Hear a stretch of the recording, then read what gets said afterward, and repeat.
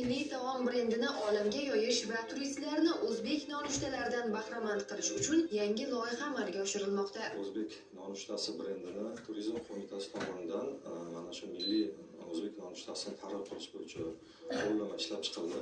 Nonushtaning mezonlaridan biri bu mehmonxonalarda yagona sifat va xizmat ko'rsatish standartlariga asosida ishlab chiqish va tavsiya berishdan iborat. O'zbekistondagi barcha mehmonxonalarda yo'lga qo'yiluvchi mazkur burchaklar 3 xil turdagi menyularni o'z ichiga olib, unda respublikamizning 12 viloyatidagi eng mashhur yeguliklar jamlanadi. Bu orqali esa xalqaro mehmonlar mahalliy oshxonamiz bilan ham yaqindan tanishadilar. Bu bazaviy kengaytirilgan va premium toifadagi nonushta, demak mehmonxona o'zining konsepsiyasi, o'zining toifasi, yulduzligi darajasiga qarab ana shu toifalardan birini qo'llashi mumkin. Bu ushbu qo'llanmada yana bir jihati bu turli insonlarga demak o'ziga xos bo'lgan, ya'ni parhez, vegetarian, bolalar uchun bo'lgan muqobil variantlarni taqdim qilish ham tavsiya etilgan. Joriy yilning sentyabr oyidan to'liq ishga tushiriluvchi mazkur loyiha esa yuqoridagi raqamlar sonining ortishiga va o'zbek milliy taomlarini butun dunyoga tanishiga katta ko'mak vazifasini o'taydi. Gulbahor Abdulxayeva, Javohir Fayzullayev, Hudud informatsion tahliliy dasturi uchun